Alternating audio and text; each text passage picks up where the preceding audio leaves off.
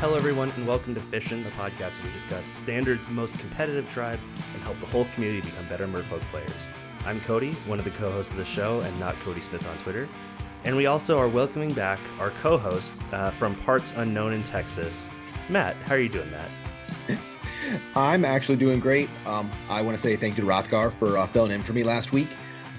I had to take my wife to see her grandmother and the great bastion that is Fort Worth.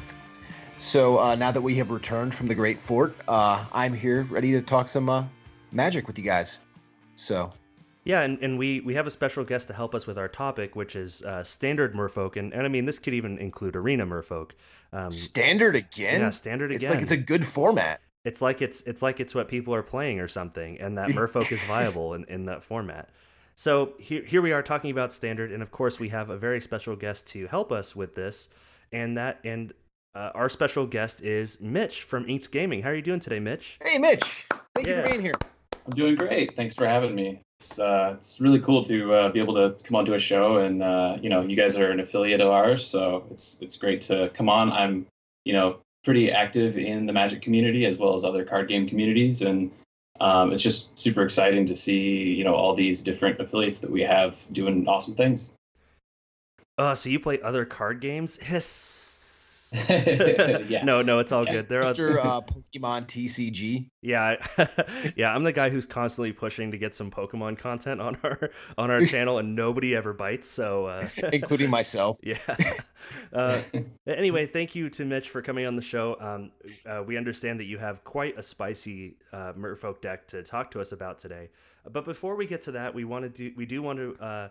Remember to tell your friends about the show and also to rate us on the various podcast apps, because that is a great way to help support us for $0, as well as following us on YouTube, Twitch, basically all those places. It's free, commenting, giving thumbs up, following us there. It's all great ways to help support the show. If you'd like to spare $1 or $2, there's our Patreon at patreon.com/fishcastmtg. We also have a artist page on Inked Gaming, as well as a discount code FISHCAST10 where you can get 10% off. And you could get one of our super cool Merfolk playmats. Our artist Ishton also has some great Merfolk playmats. So there's lots of options, but as long as you use that coupon code FISHCAST10 at the end, you will get 10% off, as well as help us out a little bit. And yeah. The playmats are super sweet. I don't care if you like our show or not. You need to get one of those playmats. I mean, Ishton just does such an amazing job. If you care about fish at all, like seriously, if you're just some random guy who found our website looking for like a bass fishing channel, you should buy one of these playmats just to like gut your fish on, because they're just so cool. Or like I use mine because I don't get out to play very much paper Magic. I use mine as a mat for my keyboard. And mouse, so I have like it's on my desk to help like with keeping my cards clean and keeping my keyboard from sliding around. So they're a multitude of uses. I'm sure that Mitch could tell us a little bit more about. Oh yeah, so I have quite a few playmats. I don't know if you guys shocker that, but I have my garage floor lined with 36 by 36 inch playmats. We use playmats as like placemats for eating. Like we just use them everywhere, and they're great. Like in my garage, I use them like on my workbench, so they're actually pretty versatile. And Ishton actually is one of my favorite artists on the site. I'm actually the artist rep on inkedgaming.com, and Ishton is an amazing artist. Oh, no doubt. Like Ishton does all of our work, and actually today is Ishton's birthday, the day that we're recording. So happy birthday, Hey, Ishton. Happy birthday, Ishton. Yeah. Speaking of which, last week was Cody's birthday, and I wasn't here. So, Kody, it's your birthday. Happy birthday, Kody. That's the Michael Jackson rendition of Happy Birthday, Lisa. But I put your name in there instead. Oh, thank you. Today's gonna be A-okay, cause we're celebrating your birthday. Happy birthday, CJ. Celebrating your birthday. What are you doing? Today's gonna be So we're here, as we said, to talk about standard Merfolk post Ravnica Allegiance. So, we don't have the next block coming up, so there might be some cool new things, and we've been seeing a lot of standard play from a lot of different really top tier, Magic pros and streamers and all that fun stuff. But we're here to talk about Merfolk, and so it's one of those things that we like to get lots of input from lots of people. And Mitch, as we said in the intro, had a really cool idea, and actually very, very closely mirrored a lot of ideas that we had here on the show for Merfolk. So we wanted to kind of go line by line in discussing this deck, because Merfolk is super fun to play right now. I've been having a blast with it on Arena, and I can't wait to talk about it. Can we do a random Merfolk first, though? Oh yeah, man, I almost forgot the random Merfolk. So you're just too excited. I'm so excited about Standard. It's crazy. You got to take it down a notch. You're like at a 10. You need to bring it to at least an 8. Okay. Well, let's go into the random Merfolk. And Mitch picked a number for the random Merfolk, and we said not good enough. And so, so then we basically we forced him to pick another number, and we got this Merfolk. And it's a really cool one. Mitch, do you want to read this card for us? Yes, it's Grimoire Thief, double blue creature Merfolk Rogue. It's a 2/2. Whenever Grimoire Thief becomes tapped, remove the top 3 cards of target opponent's library from the game face down. You may look at the cards removed from the game with Grimoire Thief, and then its activated ability is tap a blue, sacrifice Grimoire Thief, turn all cards removed from the game with Grimoire Thief face up, counter all spells with those names.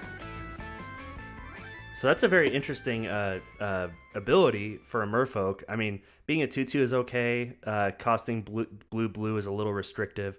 But what do you think about this card for Eternal Play, Mitch? For Eternal Play, I mean, you can always, the beauty of Merfolk is you can always violin things. It's very niche, but I don't think it's playable, but it would be very, very fun if it worked. Yeah, it's at least to me, it kind of seems like it's right on the edge of playable, especially because in formats like Modern and Legacy, we see lots of, you have 4 of Bolt, you have 3 to 4 of Path to Exile or Swords to Plowshares. There's lots of things that people want consistency in their decks. So being able to knock out 3 spells and just kind of go, nope, you can't cast any of these, seems pretty great. But again, like you said, it's a little narrow. It's a little strict to cast. I don't know. What do you think about it, Matt? Oh, I think it's hot garbage. Sorry, it's cool, and I think it was going for something along the lines of like Jester's Scepter, the old Cold Snap card, for like a standard play when Morning Tide was legal. This was from the lower one block. The problem is that it's not good enough for any like real Eternal format. So you're not going to see it in Legacy. You're not going to see it in Modern. It's rare, so you're not going to see it in like a Pauper or something goofy like that. But this is a card you want to see in like Commander. The problem is that it's so restrictive that it's a card that it has already been exiled. So you have to exile it from one opponent and hope that another opponent is also playing that exact same card. It's kind of like Culligan, Dragonlord Culligan, when they did that which has the whenever opponent casts a creature or planeswalker and has the same name as something that's in a graveyard, they lose 10 life. It's like he's completely unplayable in Commander. It makes me sad. So it's very interesting. Sorry, go ahead, Mitch. One funny interaction that I think you could do is just a sideboard card against a Terminus deck or something, and you vial it in when they top their Terminus or something. Or, I guess that doesn't work either. Never mind. It's not good. We will continue to ruminate this and try to find somewhere for this guy to fit. No, we just need to go back to Lorwyn and have this be one of the reprints and give it a second chance in a standard environment. Believe me, if I had $1 for every time I've done that, Mitch, I would. And Matt has corrected me and just like slammed in my face exactly how wrong I was about an interaction. I would have at least $17. So at least. So don't worry about it. And ironically enough, 21 choke slams. Yeah. So there's our card. It seems interesting. It might be fun to play with in the future, like on a stream or something like that. But we're going to go ahead and go into Mitch's list here that we have. We'll have the list in the show notes. So Mitch, why don't we go through where do you want to start with this deck? Okay, so so first of all, this list that we're linking is a 5.0 list from the Competitive Standard League on Magic Online from Australis. I've been playing something similar to it on Arena. This is a better list because I don't currently have everything I need for the deck. But do you just want me to go down the cards? Yeah, so we could start with like the. Do you want to start with the creatures or the lands? Okay, let's go with the creatures first. 4 Benthic Biomancer, 4 Kumina's Speaker, 4 Deeproot Elite, 4 Merfolk Mistbinder, 4 Merfolk Trickster, 4 Silvergale Adept, and 4 Kumina Tyrant of Orsaka. So the one card I want to hit, because I think most people who listen to the show are going to know the majority of these, because we've been talking about them for months. Kumina Speaker has been in Ixalan. Same thing with Deeper Elite. But the new one here is this Benthic Biomancer, which is 1 blue, and it is 1 blue and 1 adapt 1, that's the Simic ability, which if the creature has no 1/1 counters on it, put a 1/1 counter on it. And it has whenever you 1 or more 1/1 counters are put on Benthic Biomancer, draw a card and discard a card. Yeah, it's a very nice 1-drop to go alongside Kumina's Speaker. One thing that you'll notice is that there's no Mistcloak Herald in the deck. Mistcloak Herald was basically in that slot.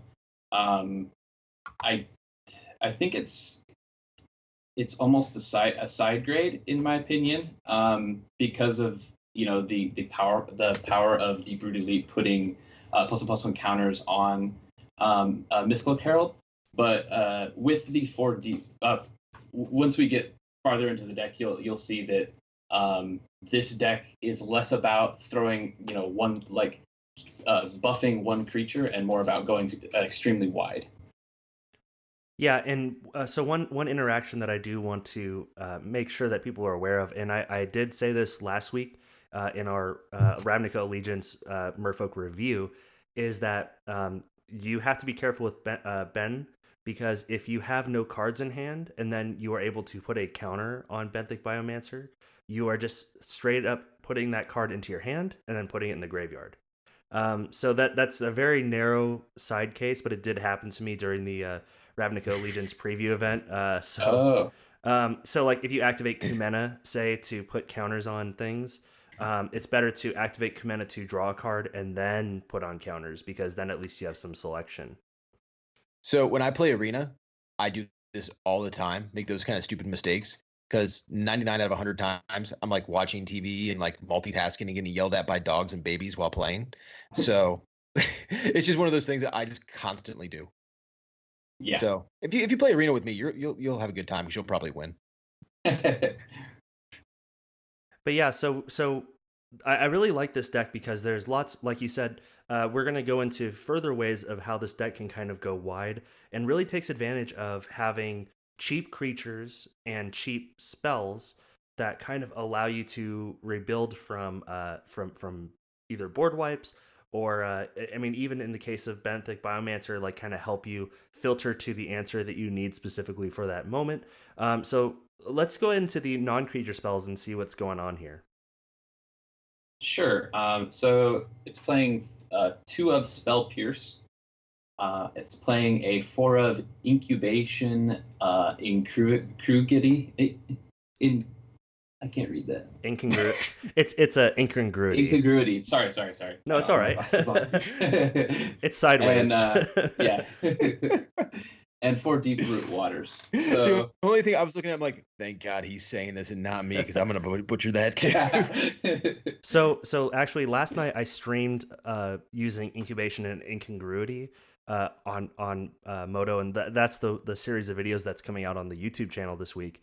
But it's one of those things that luckily MTGO turns it on its side so that you can just read the cards without having to turn your head like some sort of weirdo on stream. Yeah. So thankfully I had to read this card a lot last night, so I've nailed it. Nice. I should have practiced. Yeah. No. So, I actually have no idea what this card does. Can somebody please tell me? And I'm having trouble reading it from the side, and it's very tiny print. Oh yeah. So the incubation side it's one green or blue, the hybrid. It's a sorcery. You look at the top 5 cards of your library. You may reveal a creature card from those and put it into your hand, and then you put the rest on the bottom in a random order.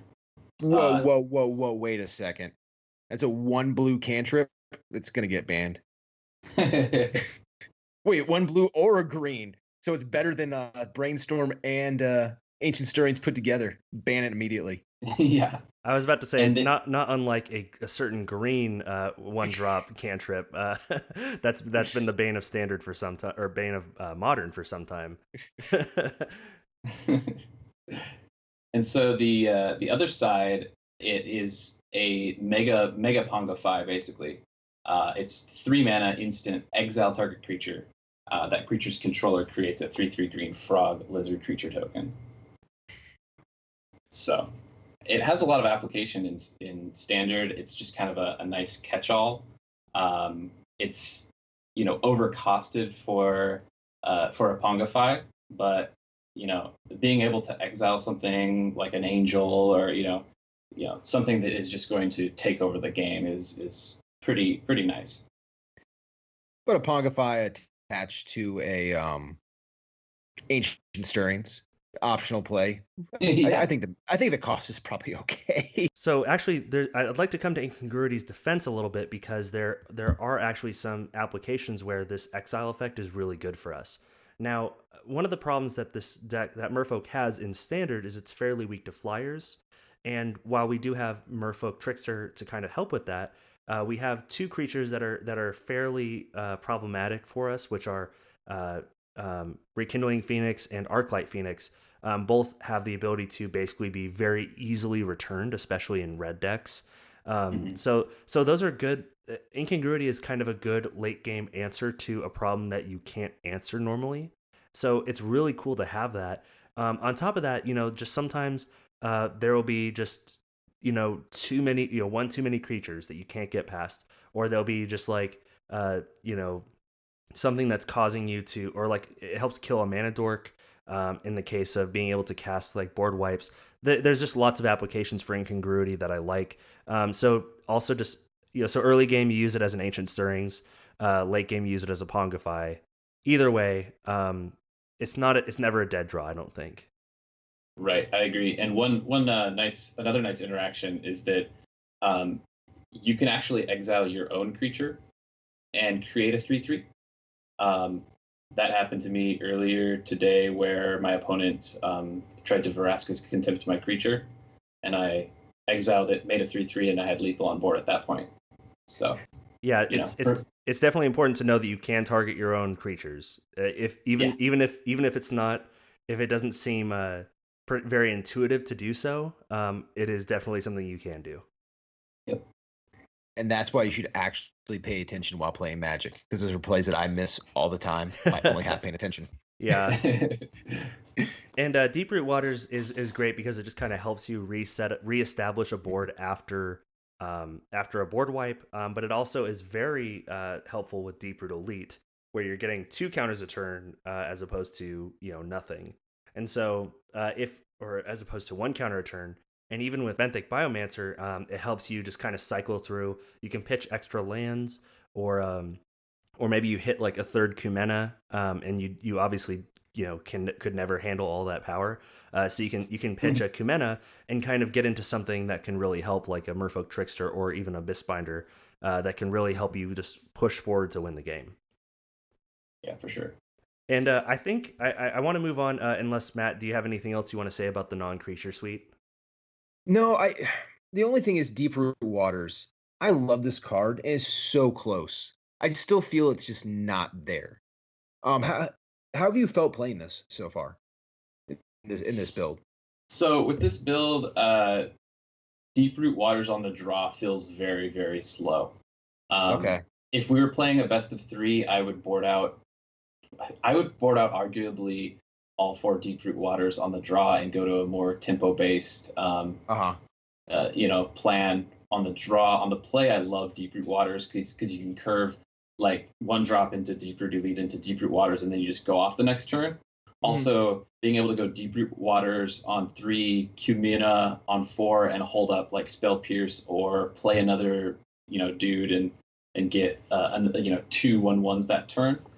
I feel like it's pretty necessary for the deck to function because of the go wide strategy, and the deck can actually go a lot later game now that you have a way to kill flyers and stuff. But yeah, I feel it's very weak on the draw in a lot of matchups. Okay, so in best of 1, are you still playing it then? Yeah, I'm playing 4. Okay. Yeah, in my version that I played, we have it on our YouTube channel, youtube.com/fishcastmtg. I played 3 of Deep Root Waters, but I feel very strongly similarly with Deep Root Waters. I actually like to compare it to, in Modern, you have Aether Vial. And now, I'm not saying that they're similar in power level in any way, but the thing is that in Modern, if you have a vial and you have a land and a vial in hand, you're just going to play the vial first. And it's just one of those things that as a Merfolk player, you just have to eat the cost of taking that first turn off to kind of help set up. So in this deck, I mean, it is turn 3, which is a little bit different than turn 1, but it's just one of those things that I think Deep Root Waters is powerful enough that you're willing to take that turn off to help pave the way to victory, if that makes sense. Yeah, I agree. It's really necessary for that turn 5, really big attack that you need a lot of the time. Yeah. So now, Mitch. Oh, sorry. Go ahead. Also, yeah. Before we started recording tonight, you were talking about Spell Pierce and how you think it's really well positioned in this current standard format. Could you elaborate on that a little bit for us? Yeah. So I think it's very well positioned just in general, but I think it's really nice in this type of deck where you're extremely overloaded on 2 drops. So you have a lot of turns where you're not fully utilizing your mana, and Spell Pierce is able to fill that gap. Like on turn 3, where you play your Mistbinder or something, and then you hold up Spell Pierce to protect your Mistbinder, and then the following turn you can kind of go off. The mono red deck has turned into kind of a burn deck. Traditionally, Merfolk. I really liked the Merfolk matchup in the mono red aggro matchup, mostly because they were playing a lot of creatures and you could stagnate the board and then kind of just go bigger than them. Now that they're playing a lot more burn spells, you always win on board. So the way you lose the matchup is that they just burn you out. So I feel like Spell Pierce is just there to seal the deal against the mono red decks, and then it's also really good against the board wipes and everything. So. Yeah, I liken it to Tropical Merfolk in Modern, where as you said, Mitch, basically having most of your creatures cost 2, so basically after turn 3, that's most of your creatures. You basically just are able to hold up a counterspell. I mean, it's a situational counterspell, but in the long run, you're able to having it cost 1 is really the key. Having the interaction up at all times is very important. And in this deck, it's very easy to be able to keep up that 1 mana. I mean, even if you have to stop, you hold up a Kumena Speaker, sometimes it's better to do so because you can totally stop a Settle the Wreckage or that new Orzhov board wipe that's very similar. So there's just lots of situations where Spell Pierce is super good. And honestly, if you get to the late game, you can cycle away with Ben, so it's really not too big of an issue. Yeah, for sure. Yeah, the cycling actually, from the 1 drop, allows you to play some situational cards, allows you to play a few more lands, so you can cycle away the lands later and have a better, more consistent curve in the early game as well. So actually, I do have one more question about incubation for you, because I know that this isn't 100% your list. This is a list that did very well. but it's a question that was posed to me last night on stream with incubation. What do you think about running a few more mainboard one-off creatures, just for the ability to search for them with incubation? So, like I see in your sideboard, you have like Vine Shaper Mystic and Tempest Caller, but there are also a lot of Merfolk that are kind of have a very unique effect. So do you think that it would be worth it to kind of stick one or two ofs in there to kind of help with corner cases? Yeah, I think that's something to explore. There's a lot of really good Merfolk that you just want one of. Herald of Secret Streams is a good example of that.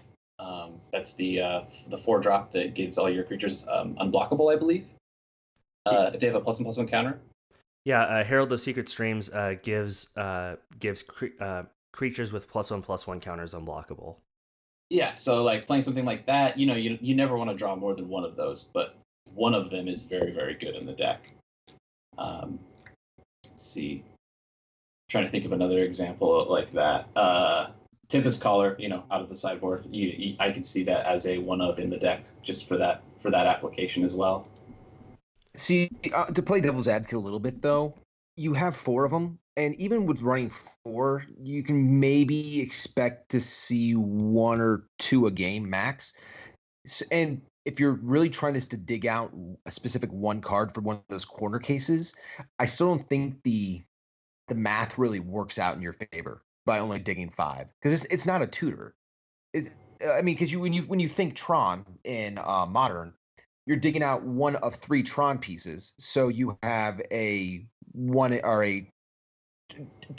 ultimately 12 cards to pick from. But if you're trying to do a corner case, you're going for 1. So I don't see that as really that feasible or moving the needle that much, at least in my opinion. Yeah, I agree. I actually I did want your opinion on that, Matt, because I know you as our resident Tron professional would kind of who has had experience with this type of spell before. I knew that you could kind of give us an answer on that.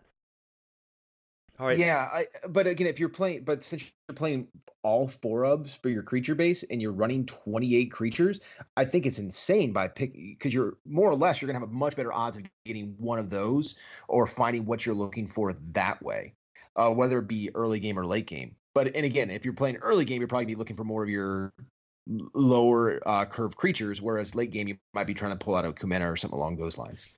So. Yeah, so no, I mean it makes a lot of sense, and like I said, I just wanted both of your inputs on that idea. Mm-hmm. Just kind of something interesting to test, maybe as like a, if especially with Arena, if you're running short on like mythic wild cards for your Kumenas, maybe stick in like a Seafloor Oracle or something like that in there. Maybe like a Riverwise Augur. It's just kind of ways to test it out and see what happens with those, because Hey, you know what? If we in Ravnica endgame. If we get Snapcaster Mage reprinted back in Standard, then yeah, I think that might be something we want to look into. But until then, probably not. All right, so we'll go ahead and you heard it here first. Snapcaster's getting reprinted. So we'll go ahead and go into the land base. So Mitch, could you walk us through the mana base here? Yeah, so there's 4 breeding pool. Thank you. I'm so glad this card exists now in Standard. Yeah, no, when I knew that the set was coming out and we had the first Ravnica set, I was just kind of like, all right, well, we just have to wait. Yeah, it feels so good to play a 2/2 Communa Speaker on 1. Call me when we finally get Tropical Island back. And then 5 forest, 5 island, 4 hinterland harbor, and 4 unclaimed territory. So 22 lands total. Yeah, seems pretty straightforward. I don't see any problem with this setup. I think you have more than enough basics and dual lands to kind of offset the unclaimed territory not tapping for non-creature spells. Also, the number of non-creature spells is fairly low in this deck.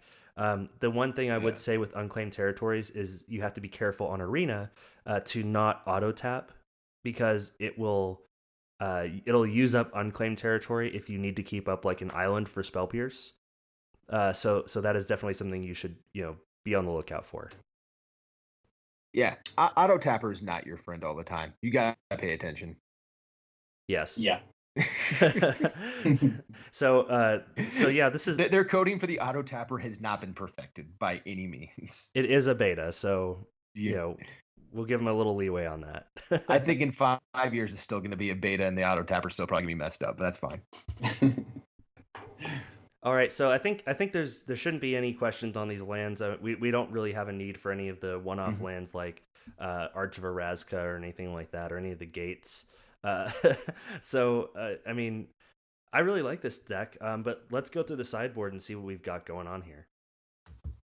Okay, there's 2 Dive Down, 2 Shaper's Sanctuary, 4 Negate, 2 Crushing Canopy, 3 Vine Shaper Mystic, and 2 Tempest Caller. Yeah. It's interesting. 4 Negate is actually really, really nice.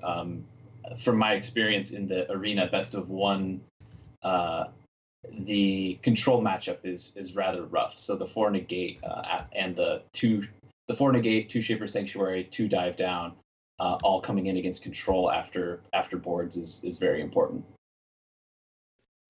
Yeah, and you'll know the matchups where Negate is kind of a house. There's a lot of controlled, or a lot of like the Is It Drake decks, and a lot of the new Steamkin deck that cycles through its deck really quickly. Oftentimes, just a well-timed Negate can really just disrupt those decks. Yeah, for sure. No, I've been playing the mono blue tempo version of Merfolk a lot lately. Yes, I haven't played a Merfolk deck. It's kind of weird for me, but yeah, Negate. Yeah, I know. But having the Negates are just awesome. The sideboard in that version as well, just because you can go from a tempo-y deck, and if you have to play control, it gives you the ability to do so, which is fantastic. Yeah, I could see that. Sometimes you just have like a 2/2 out, and you just have like 2 Negates up, and they just lose to the 2/2. Exactly. I've been there plenty times in that tempo deck. Yeah, Yep. like I have a Trickster that was literally flashed in and did nothing. It was just a flashy grizzly bear. Yep. And then I just have enough counter magic in my hand where I'm like, this thing's gonna go the distance. Yeah, and I'm such a big fan of Shaper's Sanctuary. I'm sure that this is in sideboard for Merfolk players everywhere, but I do want to read this one off because it's so important. Shaper's Sanctuary is an enchantment for green, and whenever a creature you control becomes the target of a spell or ability an opponent controls, you may draw a card. So against decks that are playing like Skewer the Critics and Shock and Lightning Strike, this is a no-brainer. Like if you're seeing all of your creatures getting removed all left, right, and center, Shaper Sanctuary will help you keep cycling through your deck. Basically replacing each creature because we're playing a bunch of creatures in this deck. So I love Shaper Sanctuary so much. And at a monetary point, it's only $1 something per card, and I think this thing actually has potential to do a lot better than that in the future. Like this thing might see some eternal play down the road. And yeah, I agree. In creature heavy decks, or at least even in Commander, because it's an enchantment. Enchantments are always hard to get rid of. It's 1 green, so it does a lot. This is your best friend against Is It Drakes. I actually have a really fun story about Shaper Sanctuary. In a very early Rivals of Ixalan draft, I first picked a Shaper Sanctuary because that's what you do with that card. It's a very strong Magic card, and we were going into our first game, and my opponent had a Tetzimok, Primal Death, as kind of one of their finishers. For those of you who don't know what Tetzimok does, Tetzimok is 4 black for a 6/6 Elder Dinosaur. It has Death Touch, and it has an ability that is black. Reveal Tetzimok, Primal Death from your hand. Put a prey counter on target creature. Activate this ability only during your turn. And when Tetzimok enters the battlefield, you destroy each creature an opponent controls with a prey counter on it. So basically, my opponent kept forgetting that I had Shaper Sanctuary out, and he kept going, put a prey counter on your Commander Speaker, and I'd be like, draw a card. And he'd go, he'd be like, geez, okay. And then I'd play like, oh, this was an IRL game too. yeah, this was in a draft, like in paper. And so it was just great we just usually don't see people play Magic anymore. yeah. I just see little Planeswalker avatars. Yeah. So. No, this was one of my rare appearances of like an actual in-store draft. So, but yeah, Shaper Sanctuary, just a great Magic card. So did you win the game? I did. I did win that match. I think I ended up losing the overall the overall match. I won that game, but there's ways to get rid of enchantments. It turns out. You can lie, right? I could. So now, Mitch. No one's gonna fact check you from a local game store match of draft rivals. You won the whole tournament, Kody. I went 3-0 and I earned prizes and I donated them to charity. And I'm the best saved person. The children. Yeah, and then I also saved people from a house fire across the street. I won 3 medals that day. It was a great day. All right, so I've seen it. So Mitch, now I know that you said that you some of these parts kind of elude you just due to wild cards or not having enough packs opened yet in Arena. That's kind of a problem that I think everyone has, especially streamers like yourself. Where you're kind of wanting to have a variety of decks. And unfortunately, the Merfolk decks don't lend themselves very well to having parts for other decks. So I totally understand maybe not prioritizing Merfolk pieces, especially since a lot of them are from Rivals of Ixalan and Ixalan. But overall, how have you felt about this Merfolk deck in your playtesting? The deck that I have mostly constructed is just a black-green mid-range deck, and I actually have a higher win rate with this deck than the black-green mid-range deck. I've probably played 30 matches with this deck. I am playing like I think a 2 of Jade Bearer as like a filler, and 4 Mistcloak Herald to replace a couple of the rares that I'm missing, because rare wild cards are really hard to come by. But I've actually ranked up a couple times. I think I'm in Gold 1 now with this deck, and I think it's pretty competitive for a best of 1. So yeah, no, I actually love this deck. A couple days ago, Emma Handy posted a very similar deck, and before I had seen your list, and I would texted Kody immediately, and I just thought this was really cool and really powerful. The only differences in her deck was she was playing Kopala, 1 Kopala main board, 2 Exclusion Mages main board, and 2 Sleeps main board. Then everything else was fairly similar. I mean, a few variations here or there, but those are the main ones.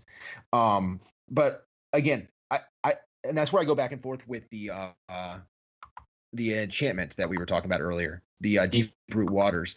If Sleep might be a little bit better than that, just to make sure your guys get through, or even having the Kopala in there.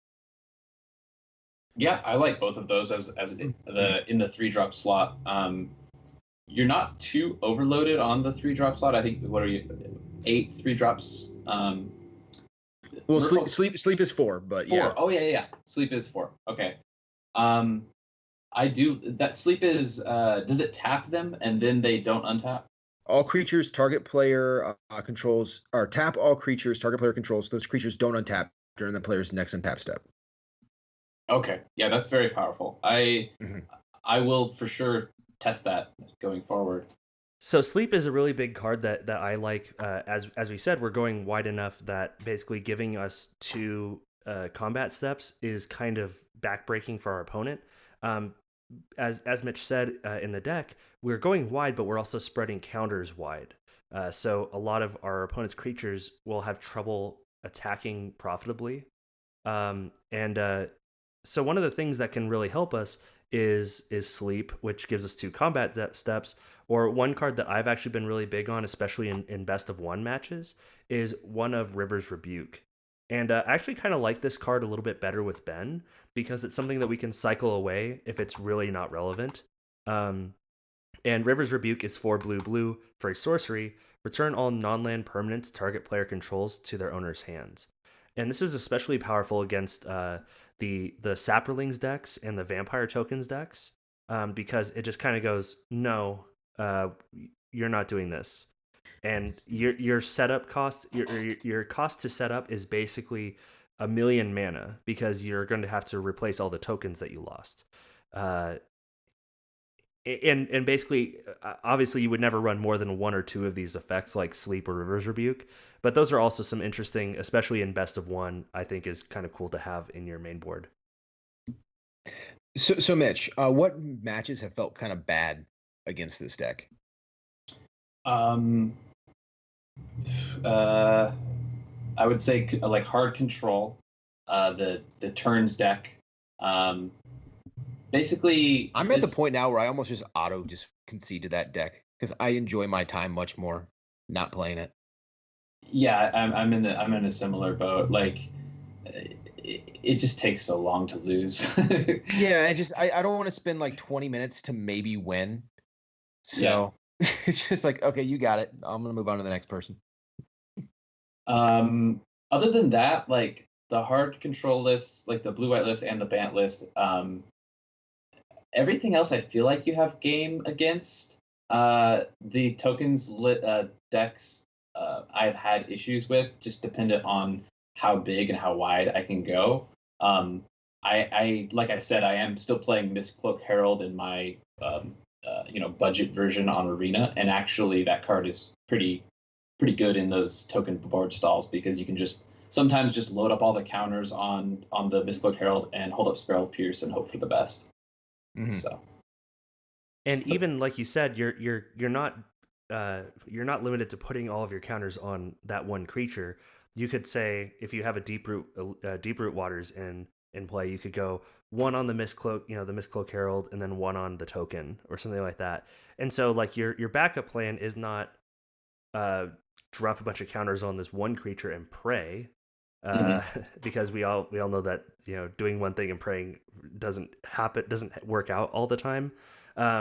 But you are kind of able to still set yourself up for victory, even though your main win con is kind of punching your opponent and they can't stop it. Yeah, for sure. So now the deck I did want to bring up, the deck that you both were discussing, is the Wilderness Reclamation Nexus of Fate deck, where basically they just take infinite turns. And those are definitely a pain.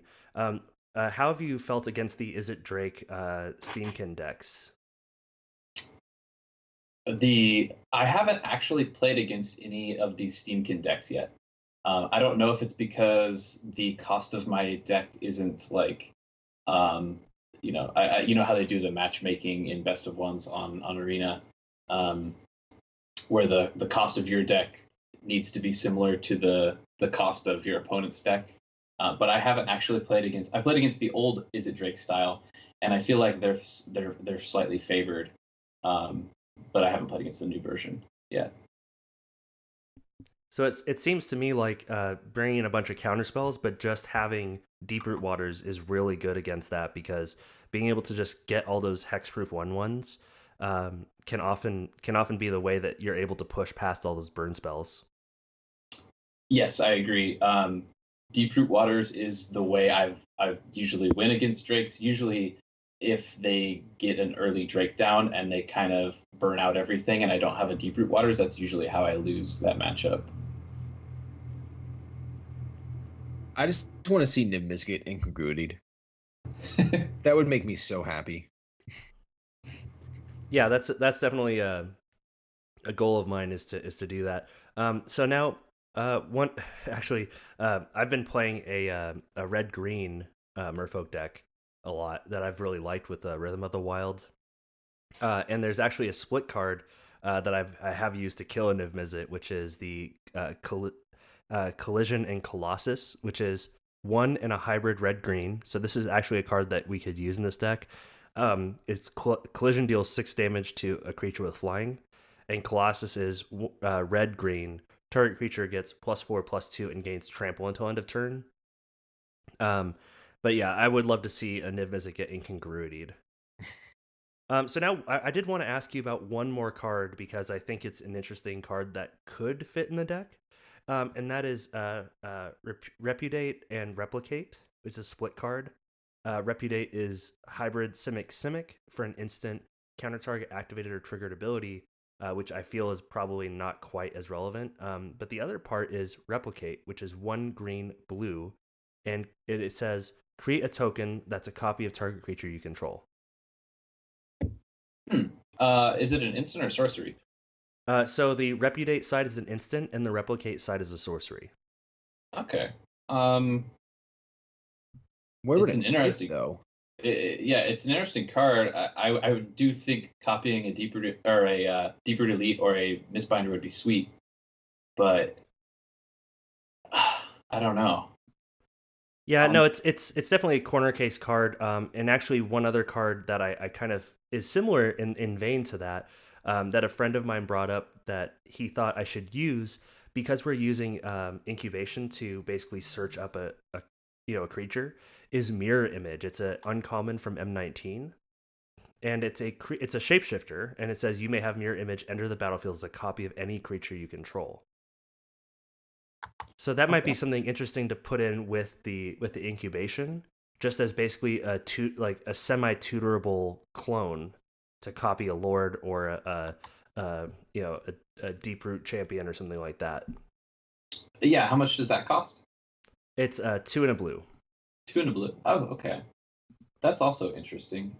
Also, you could copy the Silvergill Adept, get the draw.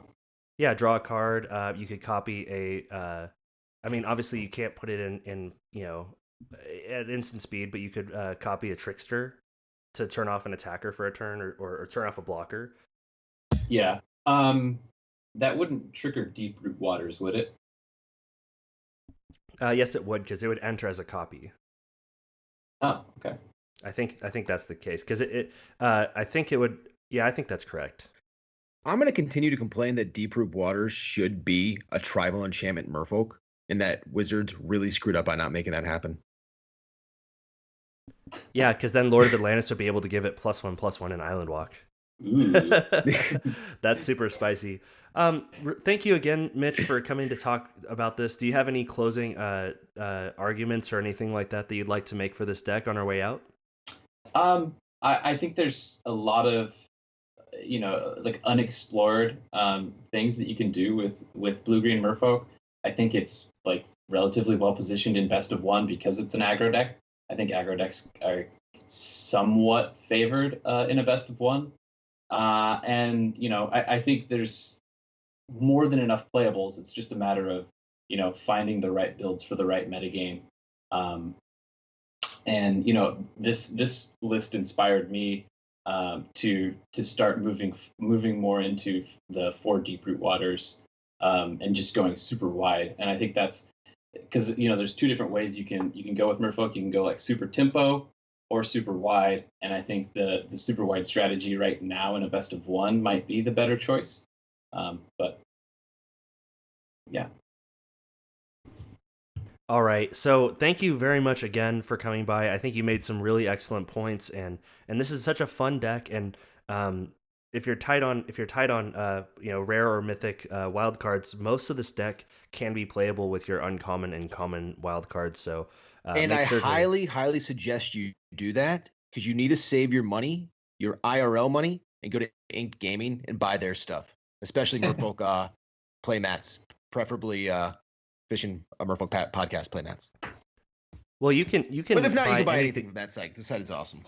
Yeah, you can buy anything you want, just as long as you use coupon code FISHCAST10 to get 10% off your order at checkout, and then on top of that, help support your favorite Merfolk podcast, which hopefully is your only Merfolk podcast. Because how dare you cheat on us? Don't you ever find another Merfolk podcast but us? And be careful, because they actually have a giant stock of stuff that you can go through. So you can be there for a while, and it could be awesome. So maybe set some time aside. Yeah, so there's thousands of artwork. It really is. Mitch, I'm gonna look for a new EDH playmat. I'm like, let me see which ones are specifically for EDH that can really style to me. And I'm sitting there for 45 minutes. I'm like, I gotta actually get some work done today. What the hell? So what's funny is actually my first playmat when I first started playing Magic during Gate Crash. I didn't have a playmat.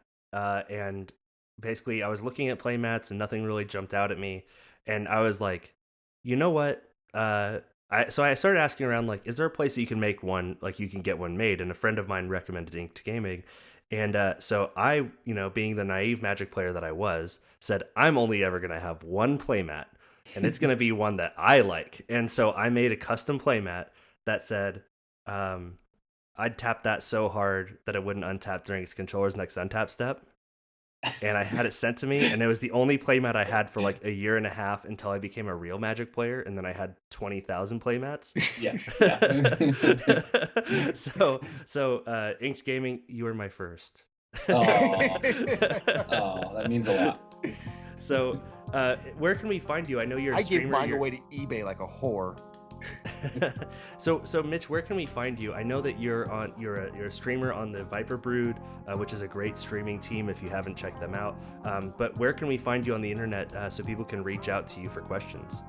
My Twitch is twitch.tv/LOLMagikarp, and my Twitter is MitchGross1. I think my name on there is Magikarp though. It's a screen name that I've had since I was like 8. Just kind of stuck. So I am currently on a hiatus from streaming. Just needed to take a little break. It was taking up a little too much time. But I'm planning on coming back to streaming in February, and I stream Eternal card game, Magic the Gathering, a little bit of Hearthstone. It's just basically any digital card game that I'm playing at the time, and and just interested in. It's a healthy format. So. Awesome. Well, thank you very much again for coming on the show.